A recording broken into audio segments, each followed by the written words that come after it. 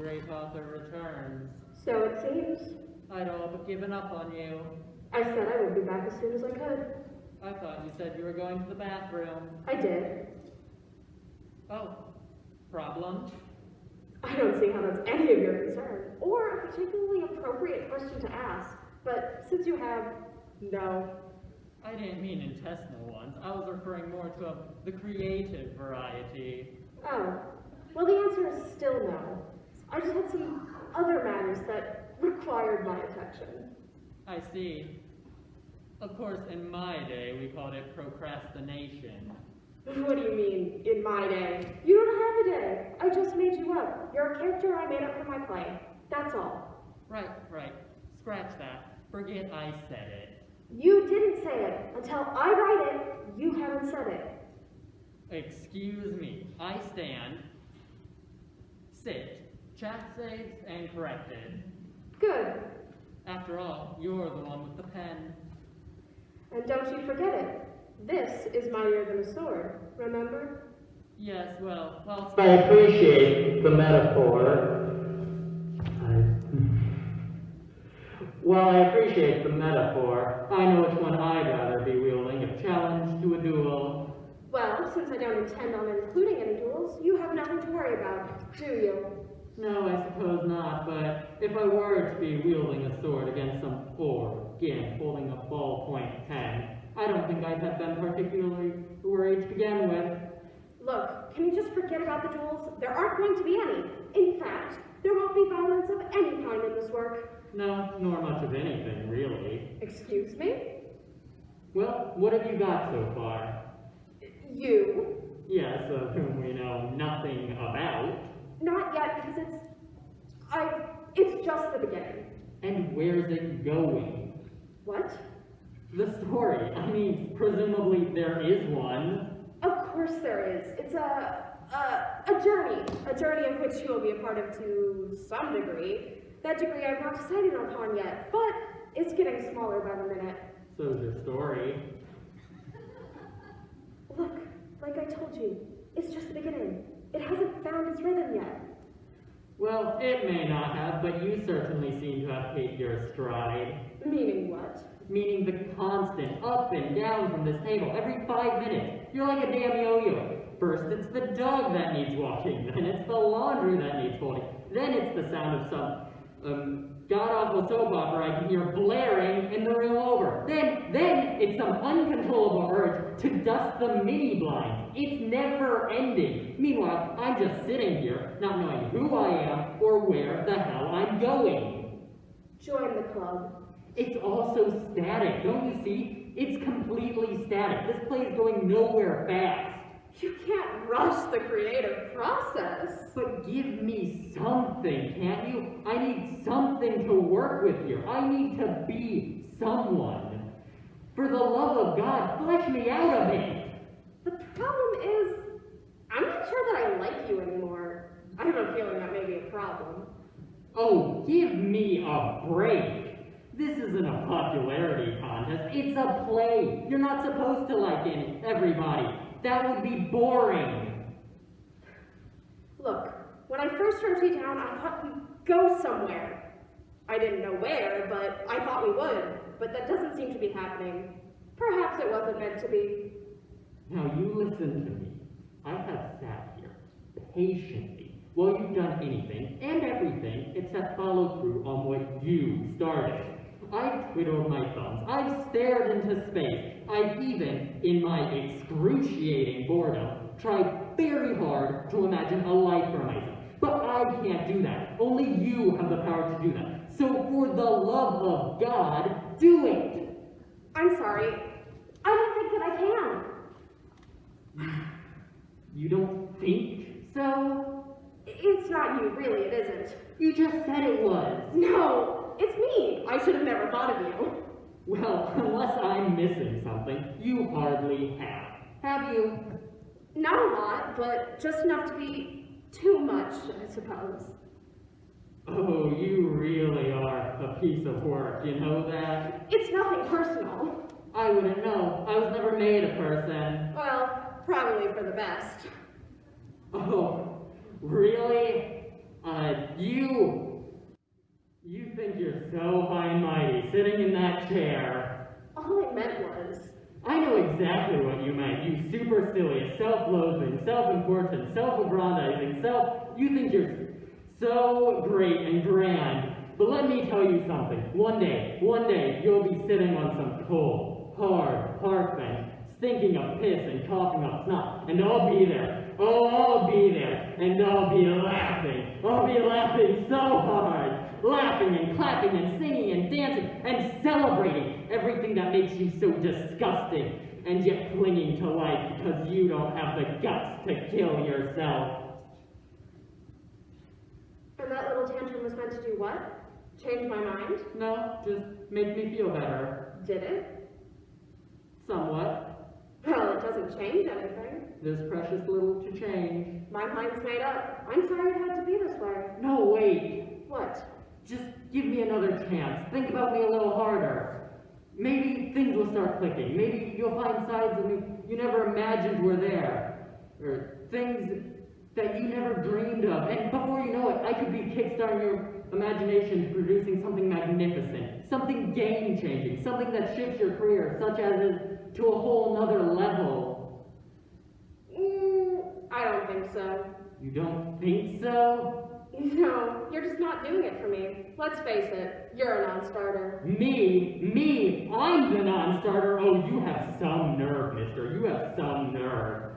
You prance around here like some pretentious dick on a stick, thinking you're so artistic and so literary. Look at me, I'm a writer. Look at me, I'm a playwright. I'm so esoteric. I'm so struggling, penniless, martyr to my art. I go forth like Quixote, noble and proud in the face of the haters and non-believers. And I do it all with my head held high and a fountain pen rammed up my precious, tortured ass.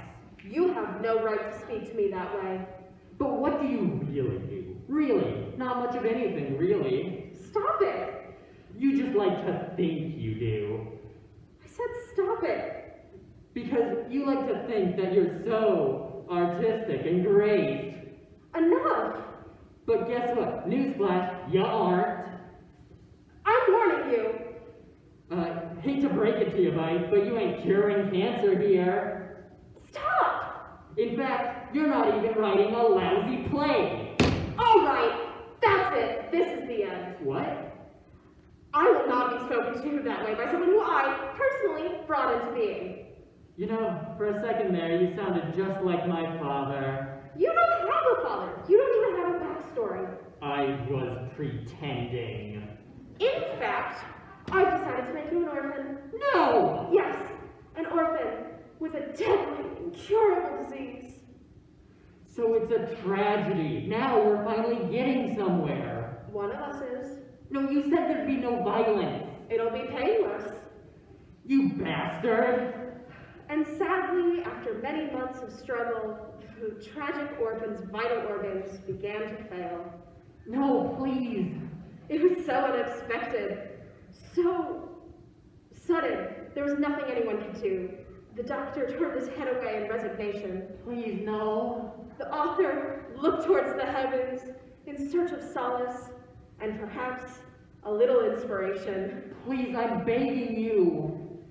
Unable to fight any longer, the poor wretch took its last breath. And just like that, he was gone. Such a short, sad life, truncated, perhaps mercifully, by a deadly disease and an author's frustration. The end. Now what? Blackout.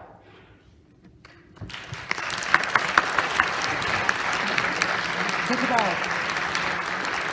Take it out.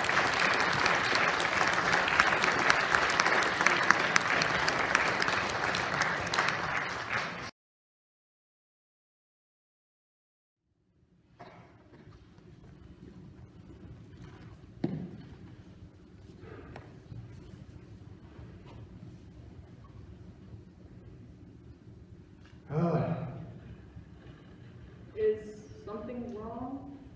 I asked you a question. I know.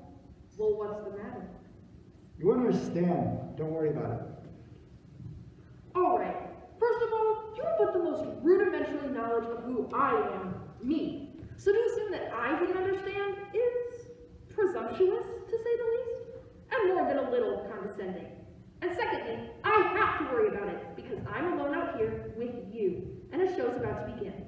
So if there's a problem, I freely and openly admit to harboring a desire to see it resolved as quickly as possible. Okay? Whatever. What? How dare you?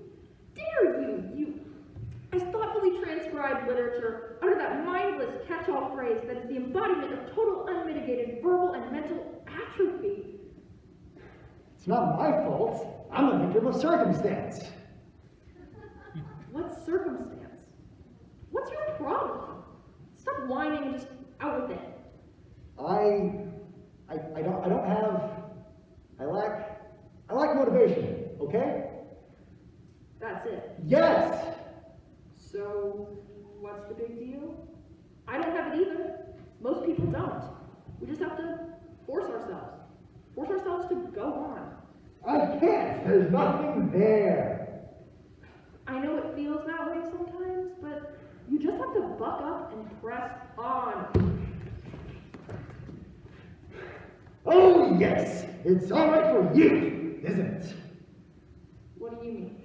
Because you're fleshed out. No, I'm not. Compared to me, you are. You're multidimensional. I'm just a cipher, a convenient plot device thrown in by the writer to expound upon a certain point of view.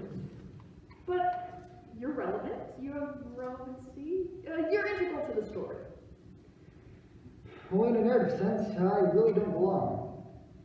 Stop being so self-pitying. I'm not. I'm just being honest. Look, a major and completely unexpected plot point hinges upon your sudden appearance in the proceeding. Without you, the play would be turned on its head at the end of Act 1, leaving the audience breathless and gasping in anticipation. On a good note, at least. Okay, look, that's very kind of you, and I know you mean well, but I'm not so underwritten as to be painfully aware of the fact that I'm just a tool. I can accept that. I really can. Just not happily. I think you're being a bit hard on yourself, don't you? I'm not being hard on myself. It was all I was given. So make the most of it. Oh, right. It's all right for you. It's all downhill for you.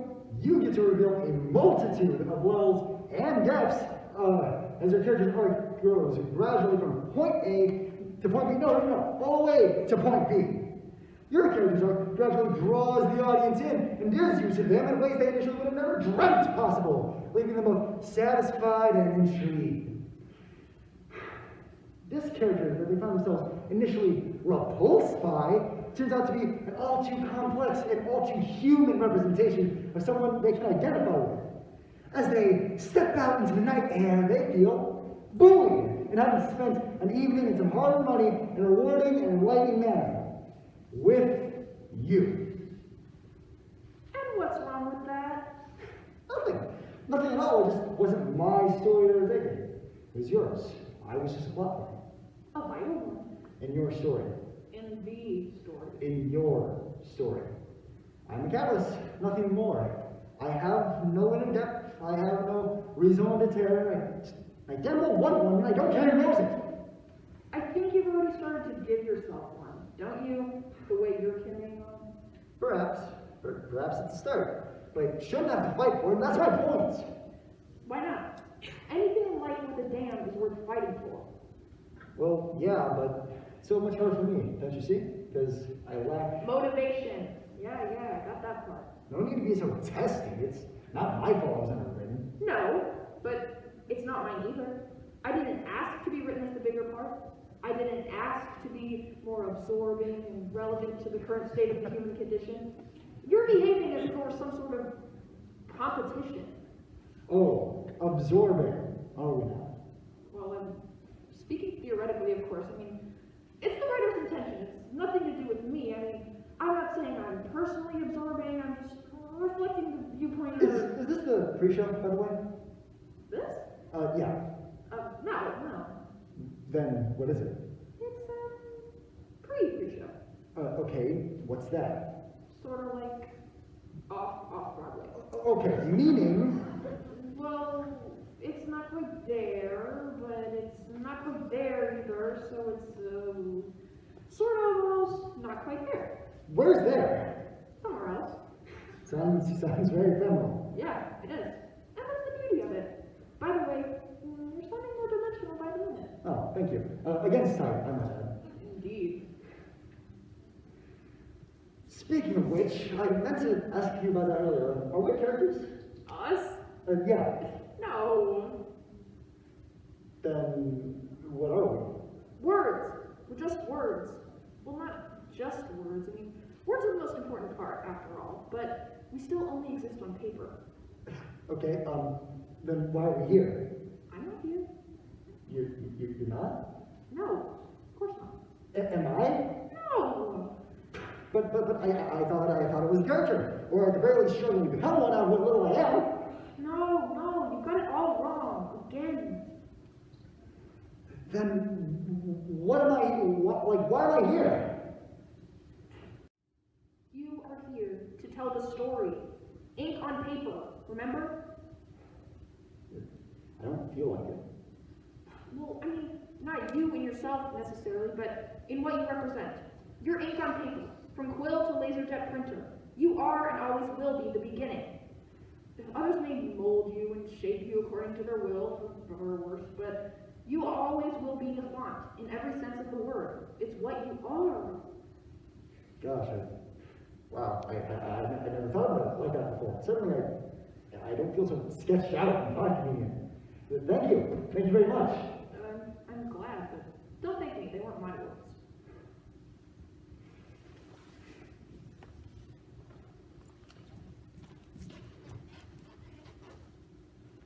So, what now? Pre-show. Oh, okay, and that is And when the others take over. take over what? Us. Okay, which in strict definition means what exactly?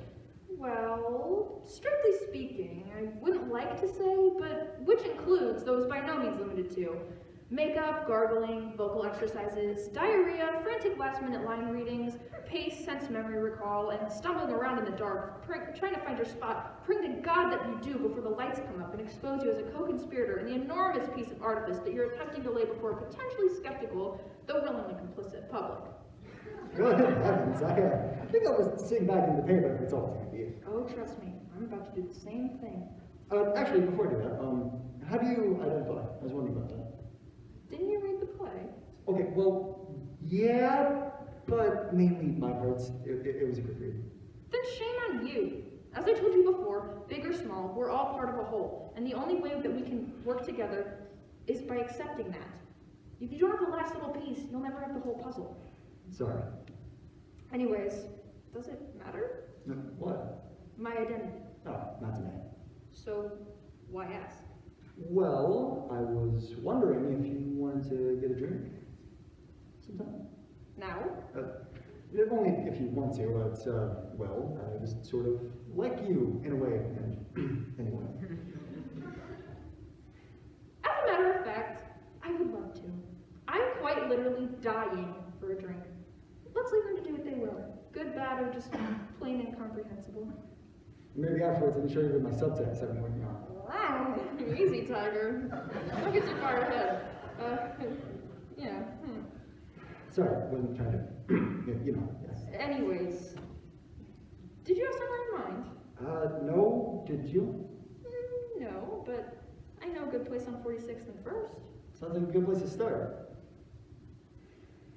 And end.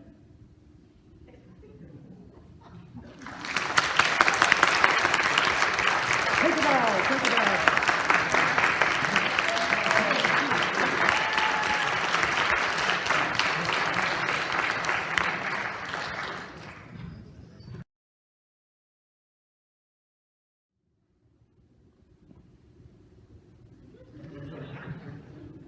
Act 2, Scene 3. Enter from stage left. Notice button character. Cross the chair placed downstage center next to the small table. And sit. I look up, seemingly forlorn, and give my brief soliloquy. that speaks of the turmoil and heartache inside of me that was all too obviously telegraphed in the previous scene. I directed to the fourth wall, as if speaking to anyone and no one. And yet, some woman in the third row is wearing a blouse of a color so loud and garish, I find my peripheral vision being constantly distracted by it, thus diminishing the gravitas of what I'm intending to impart to the audience at large. God, I hate her. She's really screwing this up for me. I ignore her as best I can and concentrate on the words. Okay, I'm done. God, I hate her. She's really screwing it up. I think my expression I think really got to them though, despite the distraction of trouble with the clown and row C or D or whatever the hell she is. All right then, darling. Make your entrance, please. Now. Christ, where is she? Come on. All right, okay. Try to look deep in thought as if there's some very important inner dialogue raging inside of you that made it not think it's all over.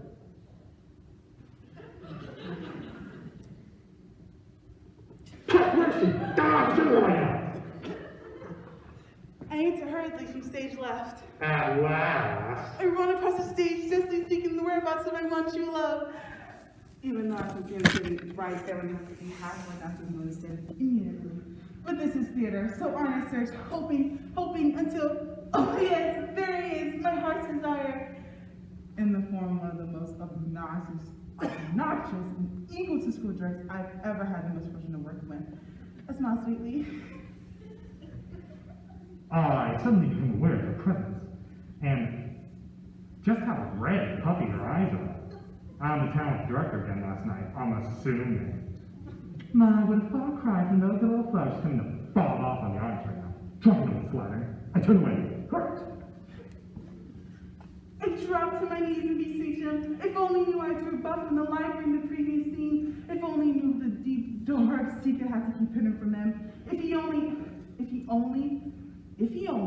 looked me in the eyes for just a second. I mean, come on. We're supposed to be doing this thing together. It's called acting. It's wrapped as well as speaking, you know. I ain't something to work with here. Hello? Wonder if there's any agents in the audience tonight. I invited 6, but none of them responded. Wait a second. That guy, back there, with the glasses. He looks like he might be. On second thoughts, no. Too big. Useless bastard. Expect they're all too busy. Yeah, too busy propping up some bar, getting wasted. After hard days, skimming cash for back to their clients' hard work. Parasites. They're just out there doing their job, scanning for talent, witnessing birds! Oh, okay. The big speech about them. Not for time. She looks at that thing like a Jersey cat. I look at her with a mixture of pity and confusion, and demand that she tells me her deep, dark secret, so I can feign Shaka's prize yet another evening. Oh look, it does have eyes after all. Good evening and thank you for joining me. It's so nice to have company. So, want to know my terrible secret, do you? Alright, I'll tell you. It's the almost uncontrollable desire to see you stripped naked and strung up by your balls by the lightning. Really just that self-important and utterly talentless asshole of yours. But since that's unlikely to transpire, and not actually in the script, I suppose I'm going to stick with the scripted version. She covers her face with her hands, dreading his reaction to wishing about to disclose. Yes, cover it up, dear. It's hard saying with a puffy attitude on. I feel like I'm sharing a scene with a zombie. Oh, and if there are any agents out there in the audience tonight, I hope they're taking note, because this is acting. Not only am I having to navigate this scene alone with Frankie here, but I mean, come on. She had a brief romp in the road of dangers with the former gardener. It's hardly the stuff of Grant and Yule. Now she'd been molested by her father and given birth to a hideously deformed inbred monstrosity. Then we have a revelation. Then we have something to work with. But no, it's just your average, plain, vanilla cheating son. In response to which, and to great effect, using every skill at my disposal, I fixed her with a steely gaze that betrayed neither outrage nor compassion. I paused briefly, looked into his eyes to see if my words to be met with pity or loathing. Turns out, it's neither. It's the same vacant expression he wears every time the director gives him a no. He tries to pretend he's understood, but in truth just looks the bottomized. And with his parents with the benefit and the hindsight, would probably agree with me I've been the best option. I express lots and lots of guilt, etc.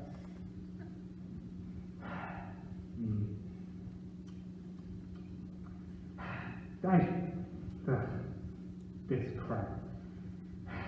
Monstrosity. I'll tell you what this script is. That. I should be doing the maid, or Pinter, or Shepherd, not this pot-boiling dribble. Christ, he's forgotten his lines again, and always at the same spot. If I had an agent, I would not do this crap. I'd be in the roles I deserve. Meaty ones, and juicy scripts. Not this crap. He has. He's forgotten his lines again. Useless bastards. Idiots. God, I hate agents. Ah, I slap you sometimes. I really could. Wait a second. Where are we? Oh shit, my line. Think. Oh yeah. A very sudden, very clumsy, not to mention plot convenient, change of heart, where I quickly forgive all and reaffirm my undying love. Blech. At last, I could slap you sometimes. I really could. As if anyone could love that. Apart from another zombie, I suppose. Amateur. Oh, and the director, of course, after he's out of field. Tears of joy fill my eyes as I cross the stage left to the window and look out to symbolize a new life, a new beginning that then lay ahead. Hacky and cheesy, yes. But that's what's in the script, so that's what I must do. I crossed her and grabbed her throat. Just kidding. I tapped gently on the shoulder.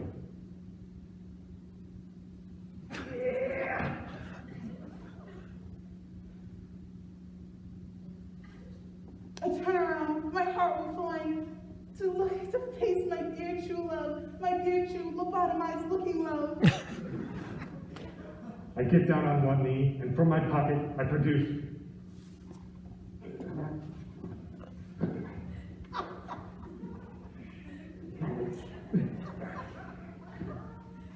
a small box. My eyes lit up. Could it be? Could it truly be? Empty. Oh shit! No, no. Complete moron. Oh, God.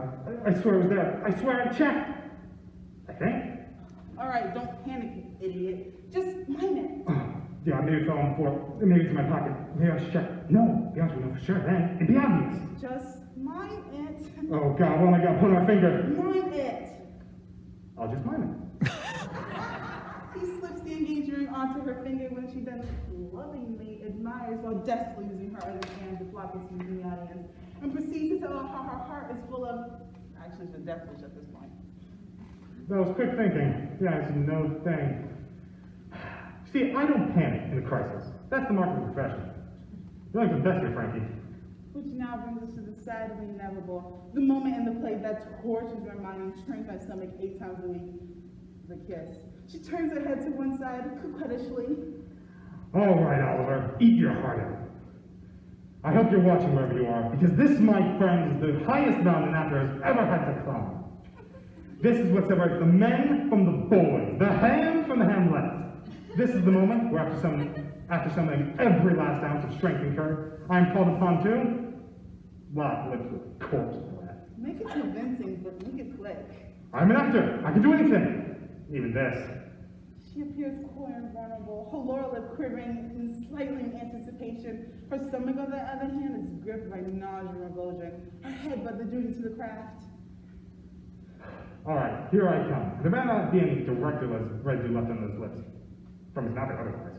Bracing herself, she doggedly repeats her mantra, it's Jude Law, it's Jude Law, it's Jude Law, it's Jude Law. Done! He emerges unscathed. You know, another night's meager wages earned in full. They should give out medals to some actors, not awards. He sits before her with a look of pride. As well I should have, that lead. She strokes his cheek affectionately while resisting the urge to wipe her mouth with the back of her hand and imagine the poor creatures who had to endure this revolting experience in real life, assuming there's actually been any. He takes her by the hand and leads her stage right to the bench seat. Why is he going so damn fast? The director told her so many times I'll trip one of these days. He gestures for her to sit. She sits. He sits and places his arm around her and begins with the closing speech, who has plans for the future, and how happy they'll be, and the children shall bear blood. She lays her head tenderly against his his shoulder and contemplates the meaning of playing one dues and knowing that one day, when she saw the actress of fame and repute, all of this, every last unctuous, frustrating, degrading moment, will all have been worth it. He holds her close to him and waits impatiently for the lights to come down. Wait a second. Did I turn off my lights when I pulled in here tonight? Oh God, I don't think I did. Hurry up with those damn lights, Woody. I gotta get out of here. Come on, come on. Thank God he gets murdered by my father in the next scene. She smiles contentedly as the lights fade down to black.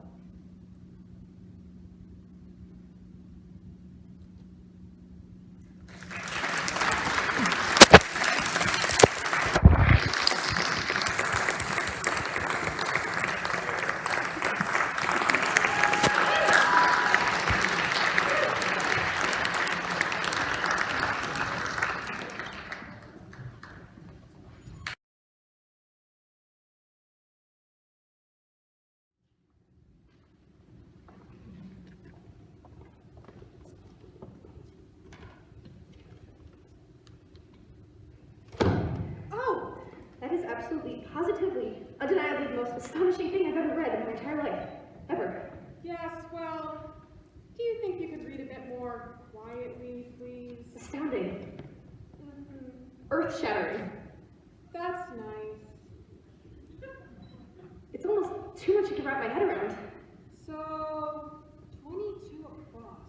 What's an 8-letter word for memory meltdown? This changes everything, Betty. Everything we ever thought we knew and understood about our existence has been turned on its head and tossed out the window. It's that big. It's frustrating, that's what it is. Fancy having your memory fail you on a clue called memory meltdown. But Betty, do you want to know my discovery? Oh yes, of course. What is it then? Betty, are you familiar with a parallel universe? It's popped up from time to time, yes. It has. Every now and then. Where exactly? In the crossword. Oh, no, Betty. What I'm asking is, are you able to fully comprehend what the existence of a parallel universe means in the true metaphysical sense? I can't honestly say yes to that, so no. Because it's almost unthinkable, isn't it? I suppose so. The implications of it are mind-blowing, frightening even. Well, what is it? What it is, Betty, is a entirely self-contained universe that coexists on the same parallel as our very own. Coexist, Betty? Isn't that incredible? You mean like another universe? Right here? Yes, In our living room? quite possibly. Well, must be quite a small one then. Where is it, do you think? Aha! That's the mystery. That's what we don't know. So, how do you even know it's there? Oh, it's there, all right. There's been all manners of research done on it. Countless studies. It's undeniable, irrefutable. But how did it get there? Well, as I understand it, it's the result of a quantum event. Which is what exactly? That I'm not entirely sure of, but I do have it on good authority. Oh. Remarkable, isn't it? When I sat down here with you on this couch not 30 minutes ago, I just thought we were going to exercise our gray matter for a little while. Little did I know. I still don't know. Betty, it's changed, don't you see? What's changed? Everything! It looks all the same to me. I guess it may look the same to the naked eye, but that doesn't mean it is the same. Doesn't it? I don't know, because now we know, don't we? Yeah, if you say so. Now we're aware of the parallel universe. Here we are, Betty, sitting here, coexisting with it. Isn't it incredible? I wonder where it is exactly. Perhaps it's right here. Right in front of our very eyes. But that's our wall! Yes, it may look like our wall to you and me. It may even feel like our wall, but perhaps it's a quantum event.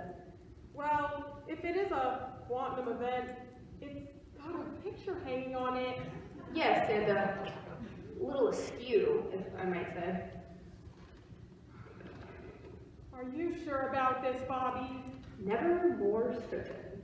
Because I just see a wall. Yes, we both see a wall. It's what we're meant to see. But in fact, as I'm becoming increasingly convinced, it's not a wall at all, but it's a quantum vent.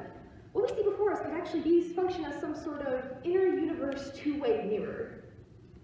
Oh. Just imagine, right now, right as we speak, it could be a person. Hell, there could be a whole room full of people just staring at us. Why would they want to do that? I have no idea. Perhaps they're lonely. Well, I don't think so. I expect they're just curious. About us? Yes. I don't know why. I wouldn't be. Well, perhaps in observing us, in studying us, they're hoping to see something of themselves in us, and consequently find a sort of catharsis in our shared experiences. I think they hope to learn things that they can take away and apply to their own universes.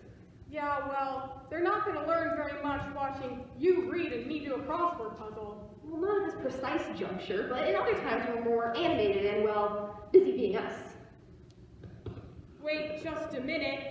You don't suppose this whole two-way mirror thing extends all the way to our bedroom and bathroom, do you?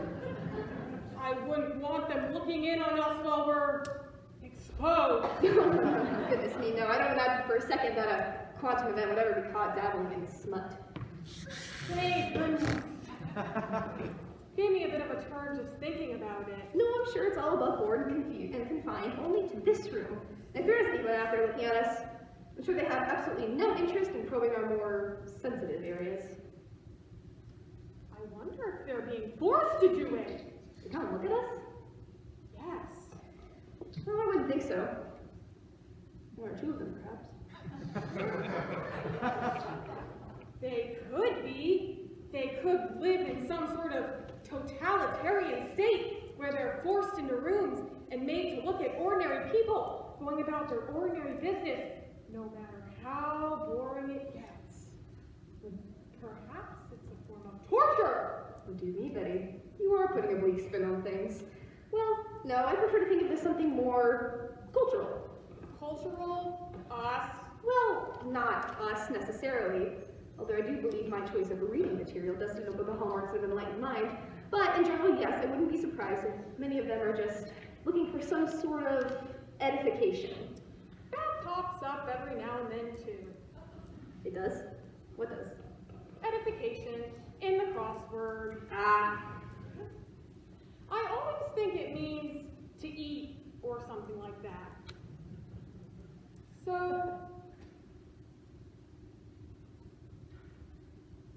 So what do you think about all of this? well, I mean, I'd expect they just look like us. Oh, yeah, but, I mean, it's a little creepy if you think about it, isn't it? I mean, even though our walls here, well, if I think about it long enough, I can almost feel their eyes all over me. Steady on, Betty, no need for hysterics. Here's an idea. Hmm? Perhaps they're just looking to be entertained. Oh, no, goodness me, no, this is really, I'm very disappointed in you, Betty. Very disappointed. Well, they might. How could you even contemplate such a thought? Here we are, knee-deep in quantum events and the warpings of space and time, and somehow you see fit to reduce it all to the level of the boulevard. I find this most disturbing and highly inappropriate. It was just a thought. They're probably all sophisticates and aesthetes where the head would feel lofty. They wouldn't be caught dead looking for cheap entertainment. These poor people are probably desperate for some sort of cultural experience. I can almost feel it oozing from them. They're starved and they're looking for nourishment, and damn it, Betty, we're going to do everything in our power to give it to them.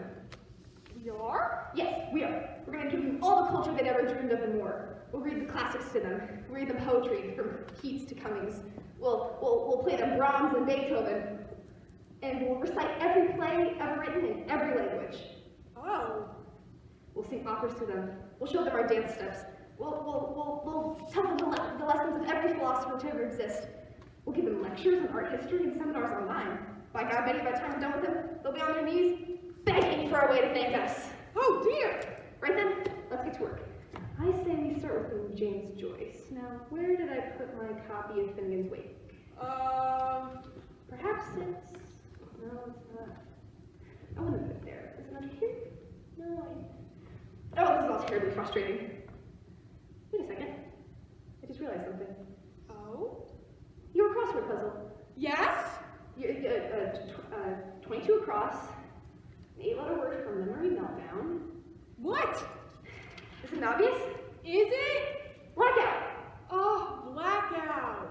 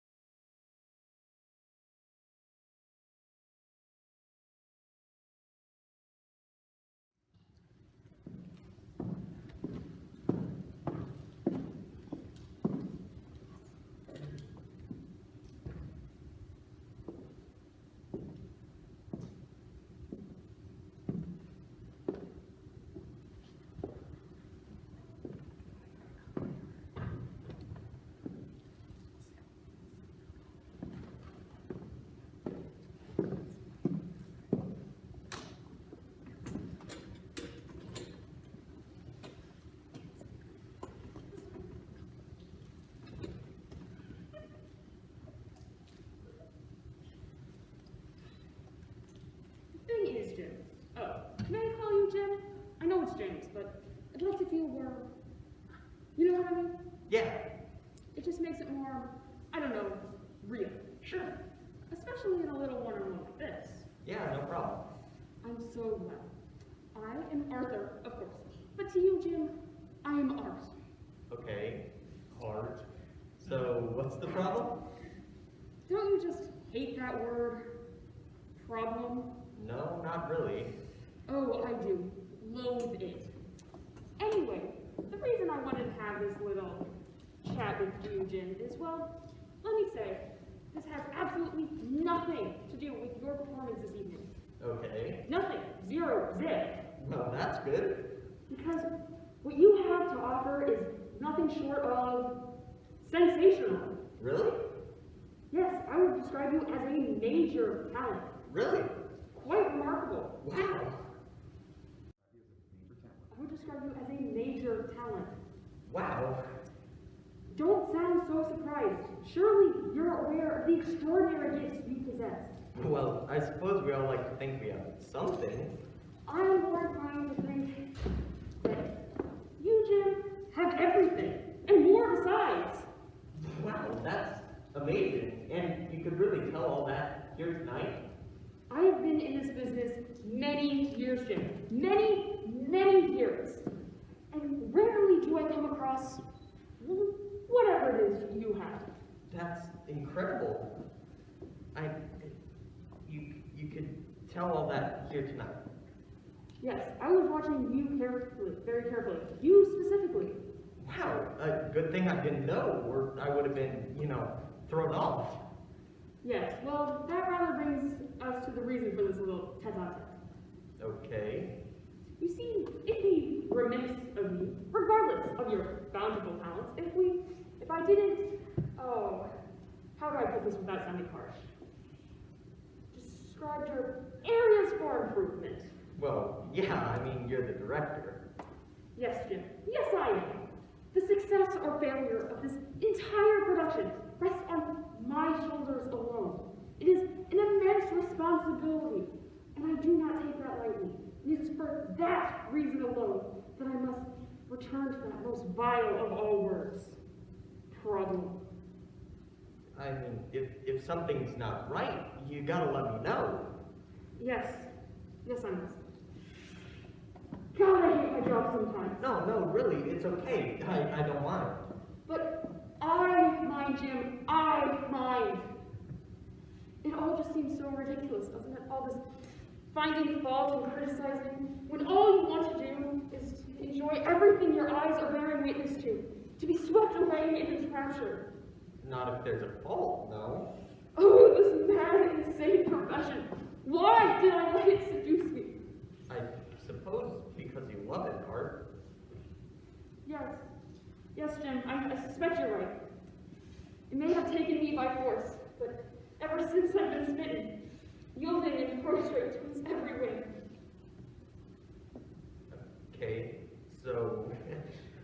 problem? Yes, the, problem. Well, maybe this would be a good time to bring in Stephanie. Stephanie? You know how I do? No. Stephanie! Stephanie! Dear, we're ready for you now. Oh, there she is. What an angel. And pretty as a picture. Sit down here next to me, my love. Stephanie, may I be the first to tell you that you were magnificent out there? Dare I use the word dynamite? Well, thank you. Thanks very much. I had my eye on you too, you see. Eyes like a hawk, even with contacts. Well, it's nice to be noticed amongst all the rest. How could I not notice you? You were like a beacon out there. Sailors could sail their ships by that luminous face alone. What a lovely thing to say. What a lovely gift to have. I do my best. I know you do. Well, you see, as I was telling young Jim here, sometimes our best needs a little more. More? You want more? Hate me hanging out. Get it over with. I don't hate you. No, I don't either. Just tell us what you want us to do. May I? May I really? Of course. Yeah, don't be silly. Just let me know. Oh, bless you both. However did I have to choose a big-hearted power star in my theater? Right then, let's start with you. Okay. You see, this play, it contains humor. Not a lot, I admit, but it's there. And with you, I'm just not seeing it. Well, there's some lines here and there, but overall it's a bit of a downer. Yes, well, that's because it's what we call a tragic comedy. It's Jacobean. It's where you find the humor in the pain. It helps you get through. It's cathartic. And with you, I'm not seeing the pleasure in the pain. So, I need more pleasure. Alright, but Smile for me. what? Give me a smile. The best you've got. It's not easy to smile when someone tells you to. You need a reason. I don't. Never have. But that's beside the point. You must think of something funny. What do you kids laugh at these days? Poor people, amputees, midgets? Whatever it is, you must find the answer within yourself. But you need to hear a joke to laugh, and there aren't any in this play. Not jokes, Jim, but humor. But can't you just think something's funny? Think it, but not show it? Oh no, Jim. I need to see a response to the material. I need to see to see that the author's work is hitting its mark. That is my job! Alright, I'll do harder to show it. Smile and laugh more if that's what you want. Yes, Jim. Thanks. But in the right places. And I think, from the bottom of my showbiz loving heart, I'll do my best. you're a star. Stephanie! Yes. Oh, Stephanie. Steph. Who could ever find fault with you? Oh. Except me. You see, the thing is, Steph, and it's a big problem, is that despite its moments of levity, this play is in essence a work of soul-destroying tragedy. At its core, it is bleak, desolate, and utterly inconsolable. It has an ugly heart of darkness that is at once an indictment to the human condition and a testament to it. And that is what I need from you, Stephanie. Are you with me? Yes. So why do you give me nothing? Nothing? Nothing! When I look at you, it's as if I were watching C-SPAN. But Trust me, Steph. Believe me. I can tell what a truly loving, feeling, caring person you are deep down inside. Oh, I am. But all I'm seeing is an ice cream! A what? You heard me, but don't despair. Well, do despair. That's the point. But I think I may have a solution for you. Stanislavski, and his system, and most especially his introduction of the use of emotion memory. And that is what I want from you, Stephanie. I want you to feel the raw pain of what's happening on stage by internally reliving some catastrophic, unspeakable, painful event that occurred in your own life. So come on. What do you think? Well, I'm thinking. Dig deep, Stephanie. Dig deep, Stephanie. I want real human misery. There has to be something. So come on. What do you have? There has to be something. Something that scarred you like nothing else. Something that tortures you to this very day. Something that crushed your world. The love of your life who dumped you for your best friend. A beloved pet that passed away. A relative gassed in the Holocaust. Anything. Something. You have to give me something, Stephanie. Well, I don't tell many people about this, but Yes.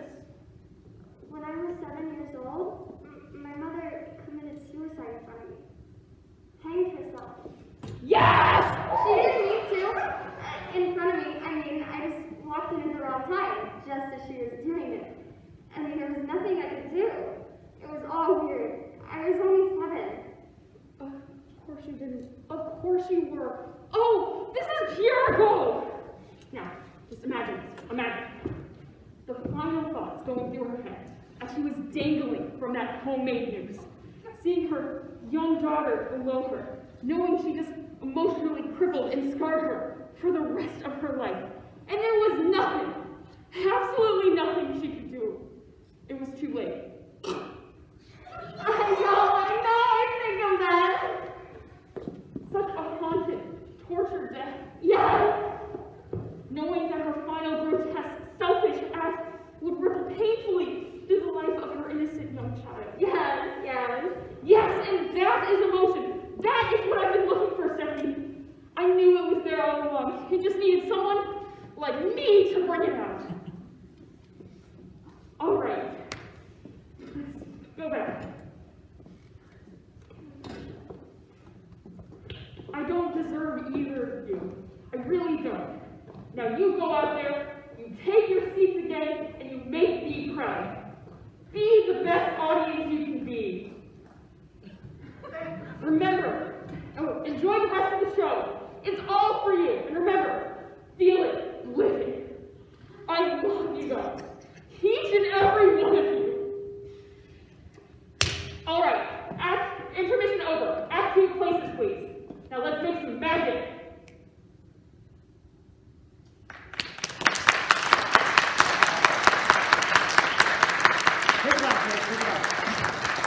Football. Think about it. Ladies and gentlemen, Kate Curtis. Get up there.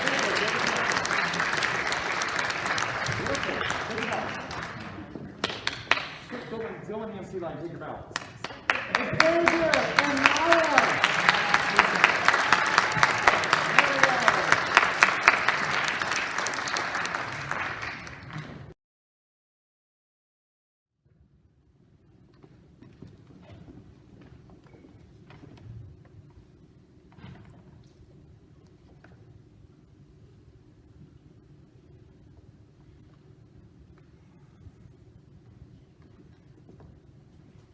Any sign?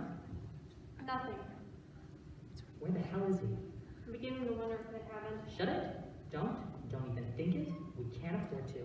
He was careless. He was stupid. They could have easily. I said shut it. Yes. Bury your head in your hands in the sand. When you pull them away, their yaddle will still be there, waiting for you. For both of us. I just need to think. That's all. About what? About what we do if he doesn't show up. What's there to think about? If he doesn't show up, we're dead. No. Listen to me, Tatiana. Listen good. He'll be here. I know it. Something's happened. Something screwed up his timing, but he'll be here. And if he isn't, then we'll change plans. To what? There are no others. It all depends on him. No, it doesn't. We still have options. I just... Look, This is a one-way street. You knew the risks when you got into this. If you don't have the guts to follow through when things go wrong, you should never be in this business in the first place. It's not my fault he hasn't shown up. It's no good blaming me. No one's blaming anyone, but if you can't keep your head in a crisis, you shouldn't be in this operation. It's keeping my head I'm concerned about. Now instead of just standing over there criticizing, why don't you come over here and try to help me come up with a plan for if he doesn't show? He's not showing up. A real optimist you are, aren't you?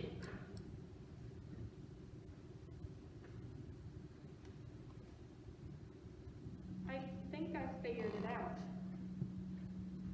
Figured what out? This.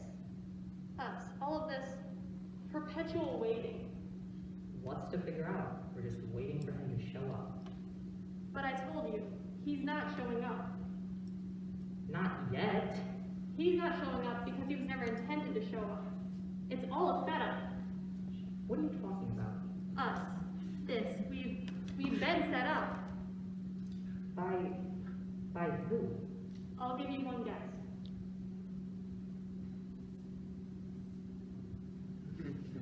I have no idea. The playwright. What? You heard me? But that's insane. Is it? Think about it. Think about how neatly the last scene was resolved. How the scene after this one starts from an entirely different plot point. But that doesn't mean anything. No? Then why are we never mentioned again for the rest of the play? That's not true. We are. We are mentioned. Near the end, in a brief aside from a minor character to tie up a loose thread, that's all. The quick disposal of a thin subplot that's never intended to go anywhere in the first place. And you really believe this? I've had my suspicions for some time, but tonight the final pieces of the puzzle fall into place. You see, I'd often wondered why our characters were brought back from scene 3 in such a seemingly random, superfluous way. Tonight it hit me. What did? This entire scene, a completely meaningless waiting game, was added after you completed the original script. No. I'm guessing somewhere around the 3rd or 4th draft. But why on earth would he do that? Shane, it's time we face the truth. The truth is, you and I are little more than filler. But that's insane. It's obvious. This entire scene, the play wasn't long enough. He needed to add something, to have it stretched to a full evening's entertainment. So he decided to pad it out. Oh my god. But that means that we're just... Yes, we really are just filler. So, what happens now? What always happens, we wait. I don't know that I can. Not now that I know. What choice do you have? But to just wait.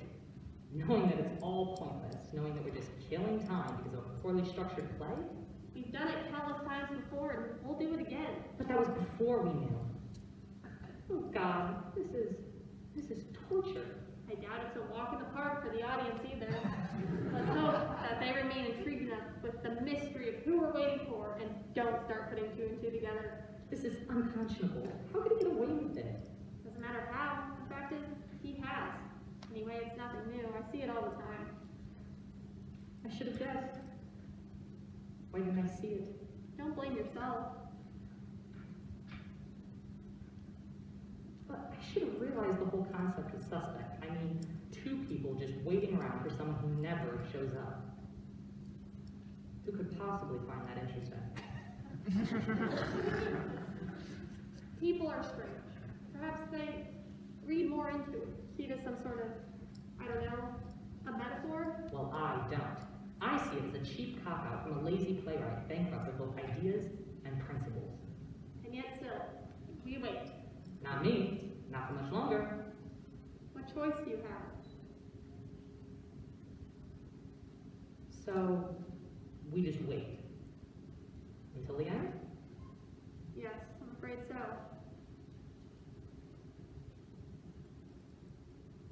Oh, God. What? shit! What is it? I can't think straight. All this stuff about the playwright and the scene, it's messed with my head. I don't remember. Don't remember what? How it ends. Our scene? Yes. It's nothing to worry about. It ends very simply. It ends when the light goes out. That's it. Yes. All that waiting, all that hoping, and it ends. Just like that. Right. So, it was all pointless. That depends on how you look at it. In the grand scheme of the play, we weren't that meaningful. We have our moment in the spotlight, eventually that light goes out. And in truth, we're mentioned again, but not really remembered. But we had all that hope, all that expectation, and then it just ends. Unfulfilled. Not unfulfilled. Unanswered. Isn't the same thing? No. One is a dead end, the other a question mark. You mean a mystery? In a way. So, our scene did mean something? In the grand scheme of the play, not really. After our scene's over, our moment's up. And that's it.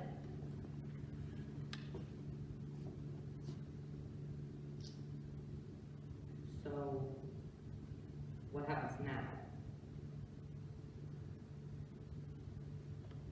I wouldn't say that we were just filler.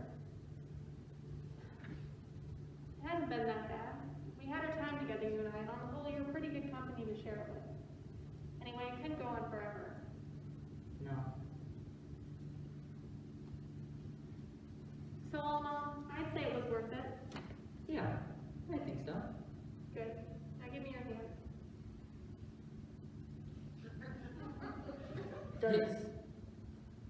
Does this become a love scene?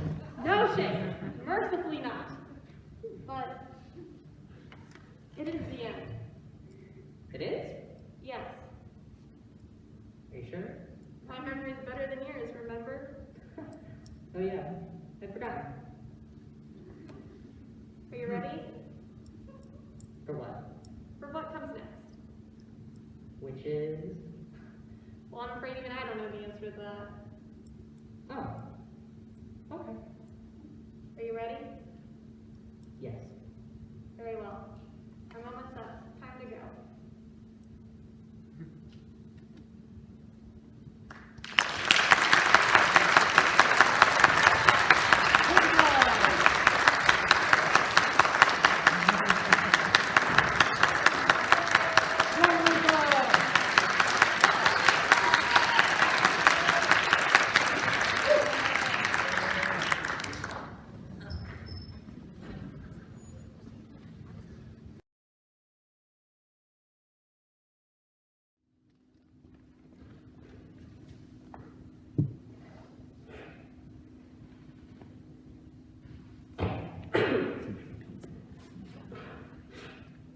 Margaret!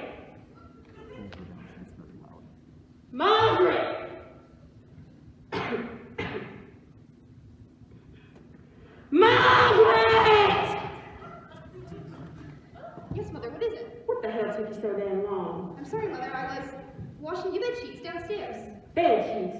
What do you mean, bed sheets? What other kind of sheets are there, idiot? Well, I came as quick as I could. It's just so hard to hear with all the noise and the water and whatnot. Stop your blathering, girl. I don't have time for your problems and excuses. They're always the same. But it's the truth. The machines are so old and they make such noise you can hardly hear yourself think. Well, you can hardly see as how that could cause you too much an inconvenience. Not like you got much going on up there to begin with, is there? I know I've got a good mind, Mother. I know I do.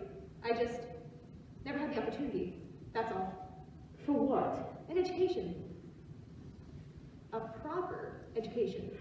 See, ever since the problem started, I've had to... Oh, so now I'm the reason you're stupid. No, it's not that. It's just, well, if I had the opportunity, I think I could have done quite well. You got no skills, girl, except for looking out for me. And the sooner I can realize that, the better we will all be. I know I'm not stupid, Mother. I may not have any certificates or fancy embossed papers telling me otherwise, but I know I'm not stupid. Well, as long as you believe it, I guess it's all that matters. Now, if you wouldn't mind switching the thoughts in that tiny little mind of yours over to something other than yourself for a second or two, I would greatly appreciate it. For Christ's sake, I'm the one who's dying here. Of course, Mother. I'm sorry, I just got a bit carried away. What is it you need? Is it, you want me to fix you a drink? Want me to fix you another drink? No, I don't want another damn drink. Is that what you want to do, huh? You want to poison my liver? Keep pushing me a little bit closer to the grave? Is that it? No, Mother, I'm sorry. When I want another damn drink, you'll damn well know it. Of course, Mother. Is it your pills? Can I fetch your pills for you? Oh, you love that, wouldn't you? Fetch Mama some more pills so you can knock her out for a couple more hours? Well, guess what? It ain't gonna happen this time, sweetheart. Mother, all I was trying to do was... Don't tell me what you was trying to do. I know all your little tricks and schemes and don't ever think I don't. Thing of it is, none of it matters much anymore, because I want out. Out? You heard right, Missy. Out! Yeah. You want to go outside for a bit? Get some air? Why don't you grab your stick and put your arm around my shoulder? Get away from me, girl. I don't mean I want out of this house. I mean I want out of this goddamn lousy, miserable play. But where would you go? What's brought all this all of a sudden? You know, I say things like this because I have my own mouth, and I can make myself say things. And I've had it, you know, I'm up to here with it, and I want out. I just don't understand. Think about what you'd be doing to the family. You're the center of the family. I guess you and the rest of this lousy, miserable clan are gonna have to start figuring things out for yourselves, aren't you? Are you not happy here, Mother? Well, why don't you reflect on that question you just asked me, dear Margaret, and I am sure you can find a conclusion in no time at all. Being so smart and all. I know it ain't all fun and games, but we... No, it ain't. It ain't nothing but a bunch of unfulfilled lives simmering with resentment day in and day out, and that's what I want. Out! But why now? Well, I still got some life in me, that's why now. Margaret, I'm old. I'm an alcoholic. I'm addicted to prescription drugs, and this soul-crushing, destroying play is sucking the life right out of me. But where would you go? What would you do? I found myself something better, that's what. A musical, maybe. Something where everyone's singing and dancing, having a good time with it. A musical? But that's fluff. It's nothing. Why on earth would you want to do that? So I could enjoy myself, stupid. So I wouldn't have to sit here night after night staring at your long, loveless face for 6 nights a week, plus matinees. But I don't understand. Surely you're too... Too what? Old? Well, you ain't exactly... Don't worry that tiny little mind of yours about that one, dear. Still plenty of old croaks out there making the rounds. Billy! Hello, Margaret. What on earth? You came back! Yes, I did. Well... Long time. If it ain't the prodigal son making his return to the family rat's nest, right on cue. It's very nice to see you too, Mother. Let me guess. You've been living in some fancy city somewhere, working and struggling your way up till you finally made something of yourself. Only thing is, you still can't seem to get the dirt from between your toes or the poison from the pit of your soul. So you come crawling back here to get yourself all cleaned up. Close? I may have changed in some ways, Mother, but clearly you haven't. You're exactly the same. Not for long. Billy came just in time. Something awful is going down. What? It's Mother. She's leaving. Leaving? Says she wants out of the play. Mother, you can't do this. Who are you to tell me what I can and cannot do? You come waltzing in here with your fancy manners and your fancy clothes thinking you're something better than the rest of us? Well, you ain't. You're trash. You're nothing but trash. You always were and you always will be. Trash in a fancy suit, still trash. And I'm done with the lot of you. But, Mother, I've got a whole host of unresolved issues to work through before the end of the play. Too bad. But, my issues. Stick them up your ass. Mother, would you just think again? Think about what you'd be doing to the family, to a respected work of drama. I'm done thinking. I'm going. But you've got nowhere to go. Thinking about joining a musical. Says she wants to join the musical. You can't be serious. Says she wants to sing and dance. Margaret, we gotta do something. Call someone. This is far more serious than I first thought. Don't you people ever smile for Christ's sake? What's wrong with the goddamn musical? Mother, it's cheap, frivolous nonsense. It's lowbrow spectacle that panders shamelessly to the masses. This is a multi-award-winning family drama that's been translated to 17 different languages. It's been hailed by the New York Times as harrowing, groundbreaking, and absolutely unmissable. Stars still line up to play their leads, and it's been on every critic's best of lists since its debut. Why would we want to leave that for some silly, cliche, theatrical byproduct? Because it's fun, you like this does. Because it ain't some slice of shitty life. Gosh, it was a humorous day. I'll shatter two you out of me, and you've been humorless ever since. You can't leave us. Think about what you'd be doing. She's right. Work like this, it connects with people. It helps them realize that their own families, ones that they'd always secretly considered to be dysfunctional, are actually completely normal. Because in reality, everyone's family is a little bit dysfunctional, which, ironically and sadly, for the drama, it makes the genre somewhat of an inconsistency. Though I have a feeling I may have just made my argument undermined. Look at you. Both of you. You're pathetic. You're so hung up on the weight of what you do that you forgot how to have a good time. Well, old as I am, I ain't. But I will say this. There is something that this soul-crushing shitty play has taught me. Something that, now that I reflect on it, is pretty life-changing. I knew it. What is it, Mother?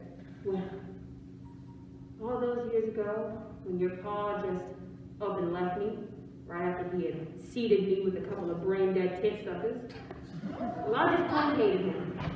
I wanted him to die. But I realized now that he was right. See, your pa, he saw what piece of crap we were putting into the world, and he wanted nothing to do with it. And now, slow on the uptick as I am, neither do I. Where are you going? Ain't decided yet. Wicked, maybe? Little nice music? My ratings black bottom if this went on somewhere. Mother, don't leave us, please. Too late, honey. I feel the song coming on. Mother, I forbid you. Oh, you do you? Ain't that nice? Mother, please, don't go. Stop. Stop. Mother. Stop. Oh, it's stopping. As soon as I step off this stage, your whole world ceases to exist. Without me, you got nothing. Stop.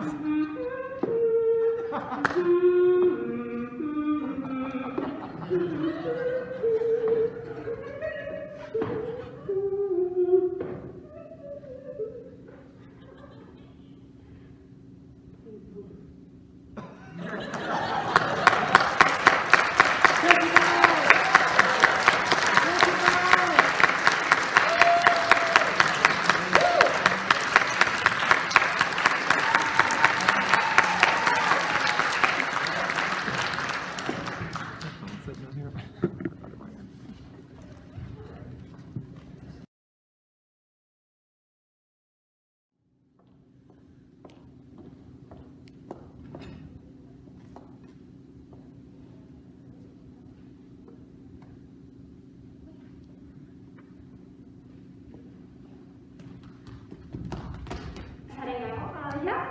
Yeah. I thought I left my, what? Get it in. Great audience tonight. Oh, yeah. Fantastic. Stellar. Not at all like last night's. Oh, don't even remind me. What the hell was wrong with that lot? Miserable bastards. Beats me. Still, tonight's made up for it. Damn right. And then some. They were loving everything I was doing out there. What about you? Felt good? Yeah. I mean, yeah. More or less. It's just that. What? I don't know. I mean, it was good, you know, all of it. But, like, just at the end, and I have no idea why. But, I don't know, it's just something just rang a bit, and I'm like, oh, this felt off, you know what I mean? Yeah. Well, endings are tricky things. Of course, I'm not in the last scene, so it's not really my problem. Well, no. And the thing is, I mean, I don't want to sound arrogant, because I'm not, you know? Like, you know me, I'm not arrogant. Oh, yeah, no. But, like, just at the very end, something just always seems to ring a bit false, you know? And I don't know if it's, like, me, or, like, if it's the play. Huh. So, yeah, I don't know. I'm like, I don't know what to do. Like,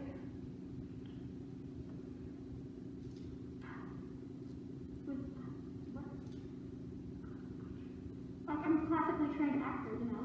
Oh, yeah, right. Like, I've had private coaching from McKellen. McKellen? Oh, yeah.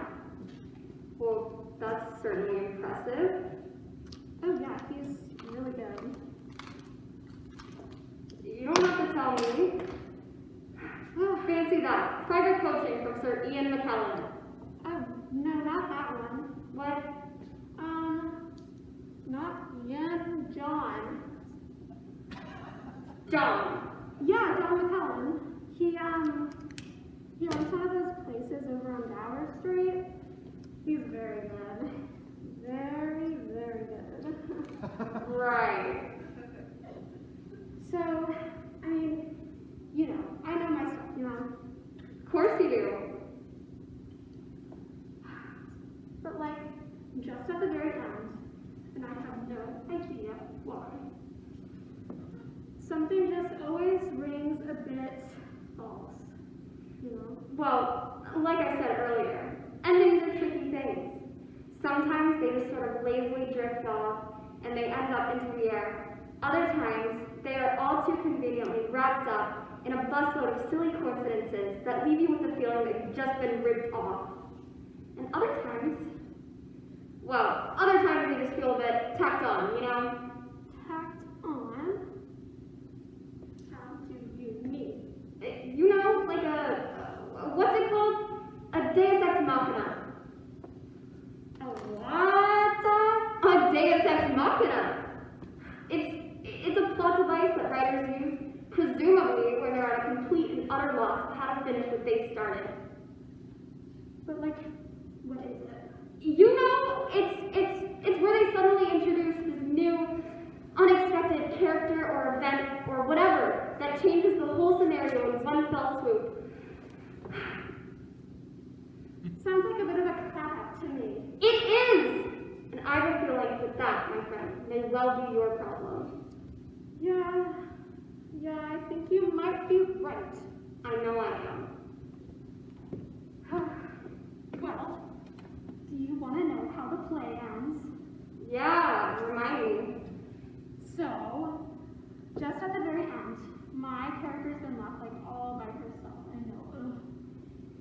So, she decides she should be moving on too, and so she starts like packing up her things. Right. And then like this character from before, this girl, everyone thought she was totally gone, but she like totally comes back. Right.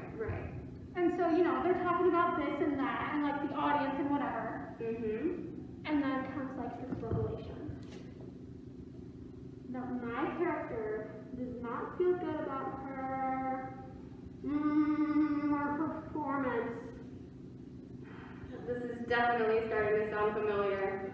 Yeah, so she is like, maybe it's not the performance that's the problem. Maybe it's not you who's the problem, sorry. Maybe it's the play. Yes, it's all coming back to me now. So she starts talking about like some like totally stupid plot device that like authors use when they like have no idea how to end the play. A Deus Ex Machina. Yeah. And then he realizes that the play has one.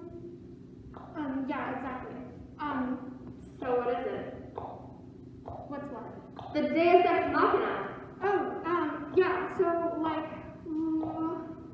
then the girl from earlier, who, like, everyone thought was gone, when she returns, and her wife's, like, psychotic lover somehow managed to plant, like, a bomb in her backpack. Oh, now that really is a cop-out. I know! And what? The play ends and they're both blown up in some sort of a named tragedy? Is that it? More or less. Huh. Well, there's your problem then. Yeah. By the way, Yes? what's that ticking noise? Is that coming from your backpack? Yes, I believe it is. Why do you ask? Well, I don't know. Like, that's just weird. Like, why do you have something in your backpack? Are you gonna answer me? Has something to do with the psychotic ex-lover? I don't know. Like, that wasn't your play. Who says? I guess. I mean, like, ooh. Like, can't you just, like, shut it off or whatever? I don't know. Or is it gonna, I like, can try. Are you gonna, like, blow up? Is it gonna blow up? I'm scared! I'm scared of that! What? Oh, can you just, like, set it off? I don't know. Like, Why would I have the can you just, like, take it out of your backpack or something? I'm a puppet. Then why am I even talking to you? You're a classically trained actress. John McKellen doesn't really train me. Then who does? No one. Hmm. Oh my god, that ticking is annoying me so much. Will it please just go off already? I don't know. Explosion!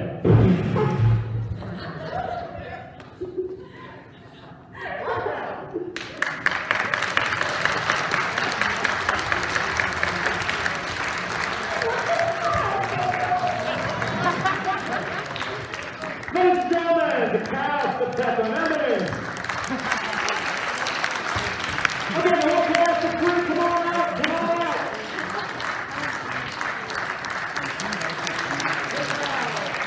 Take it out.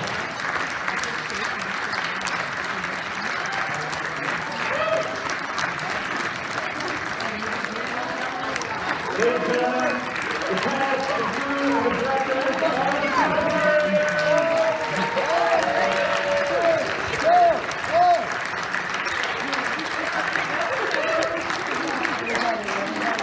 we have a lot of seniors leaving. This is their last event on campus, so let's give a big round of applause to the seniors who've been working with us so Seniors, step forward.